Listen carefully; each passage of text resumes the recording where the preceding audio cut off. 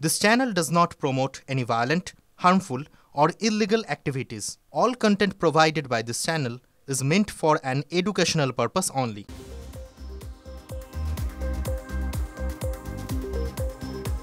মুর্শিদাবাদে গ্রেপ্তার বাংলাদেশি মহিলা সূত্রে খবর প্রায় 4 মাস আগে বেআইনিভাবে ভারতে ঢোকে আরজিনা খাতুন।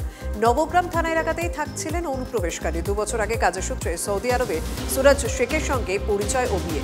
সূত্রে খবর এবছরই দালাল ধরে ত্রিপুরা সীমান্ত দিয়ে ভারতে অনুপ্রবেশ করে বাংলাদেশি আরজিনা। স্বাধীনতা দিবস উপলক্ষে থাকছে বিশেষ অফার আদি ঢাকেশ্বরী বস্ত্রালয়, গড়িয়াহাট ট্রায়াঙ্গুলার পার্ক। ভিন রাজ্যে ফের বাংলার পরিযায়ী শ্রমিককে হেনস্থার অভিযোগ। টাকির বাসিন্দা রাজীব শেখকে হেনস্থার অভিযোগ তামিলনাড়ু পুলিশের বিরুদ্ধে।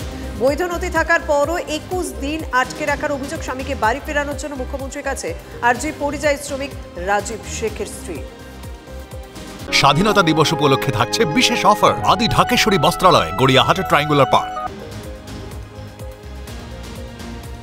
ফের মুর্শিদাবাদের সুতিতে বোমা উদ্ধারে চাঞ্চল্য। আমবাগান থেকে 2 বালতি ভর্তি তাজা বোমা উদ্ধার। বোমা উদ্ধারের জায়গা ঘিরে রেখেছে পুলিশ। কে বা কারা লক্ষ্মীপুর এলাকায় বোমা রেখেছে তদন্তে সুতি থানা পুলিশ।